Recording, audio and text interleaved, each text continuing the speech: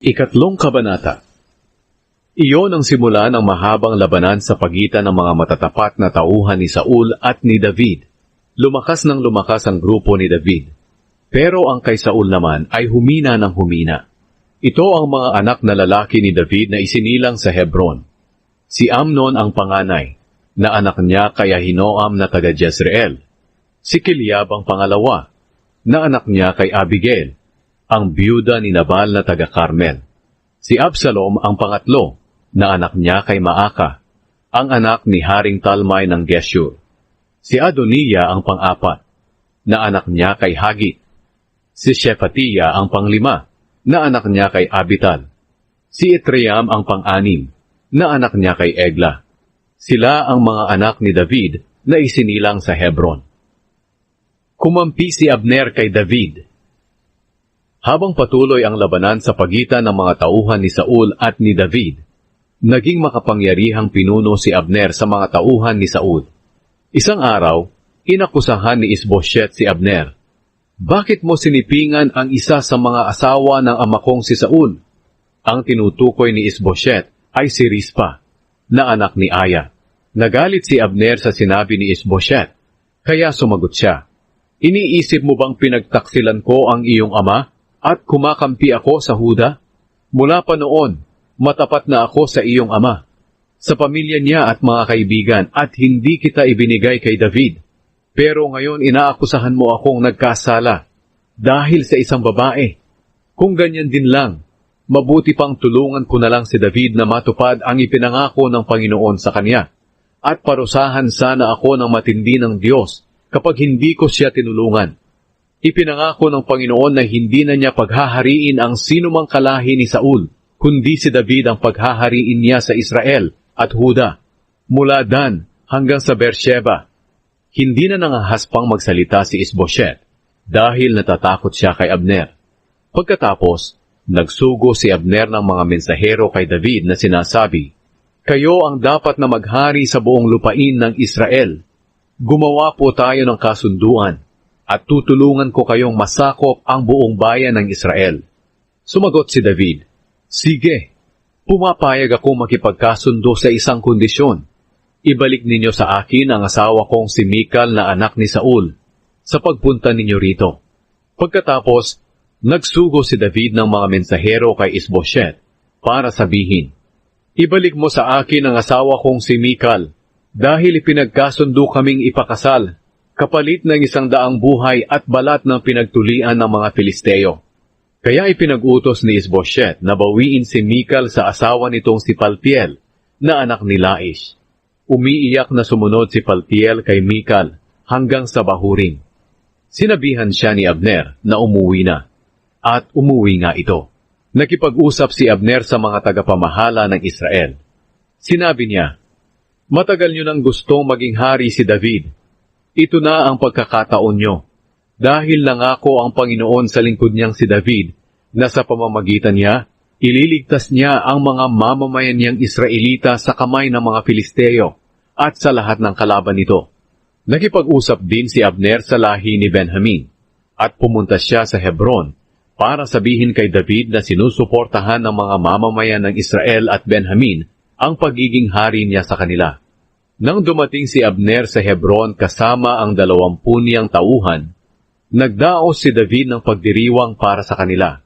Sinabi ni Abner kay David, mahal na hari, payagan niyo po akong umalis para kumbinsihin ang lahat na mamamayan ng Israel na suportahan kayo bilang hari. Sa ganitong paraan, makikipagkasundo sila sa inyo na tatanggapin nila kayo bilang hari. Pagkatapos, makakapamuno na po kayo sa buong Israel sa paraang gusto ninyo. At hinayaan ni David si Abner na umalis ng matiwasay. Pinatay ni Joab si Abner. Dumating si Joab at ang ibang tauhan ni David sa Hebron mula sa pagsalakay, at marami silang dalang samsam mula sa labanan.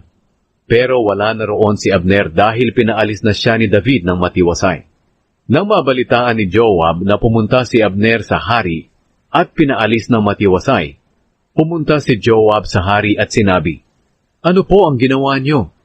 Pumunta na sa inyo si Abner, bakit pinaalis pa ninyo? Ngayon wala na siya.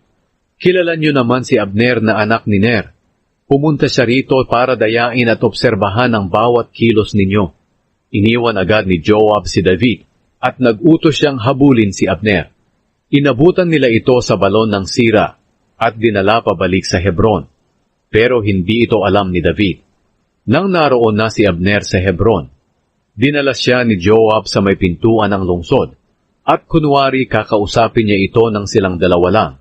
At doon sinaksak ni Joab si Abner sa tiyan bilang paghihiganti sa pagpatay ni Abner sa kapatid niyang si Asahel. At namatay si Abner. Nang mabalitaan ito ni David, sinabi niya, "Alam ng Panginoon na inosente ako at ang mga tauhan ko sa pagkamatay ni Abner na anak ni Ner. Si Joab at ang pamilya niya ang may pananagutan dito. Sumpain nawa ang pamilya niya at huwag mawalan ng may sakit na tulo. Malubhang sakit sa balat, pilay, mamamatay sa labanan, at namamalimos." Kaya pinatay ni Joab at ng kapatid niyang si Abishai si Abner, dahil pinatay nito ang kapatid nilang si Asahel sa labanan, doon sa Gibeon.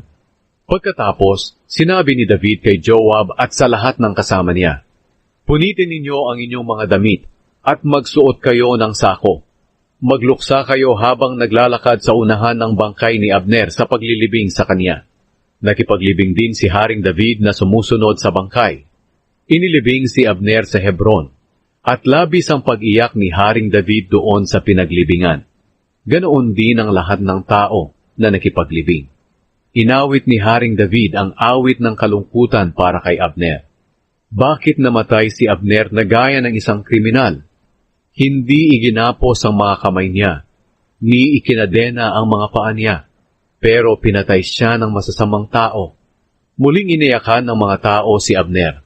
Nang araw na iyon, hindi kumain si David, kaya pinilit siya ng mga tao na kumain. Pero nanumpa si David, "Parusahan sana ako ng matindi ng Diyos kapag kumain ako ng anuman, bago lumubog ang araw." Natuwa ang mga tao sa mga sinabi ni David. Pati na rin ang lahat ng ginagawa ni David ay kanilang ikinatuwa. Kaya nalaman ng lahat ng mamamayan ng Israel na walang kinalaman si Haring David sa pagkamatay ni Abner.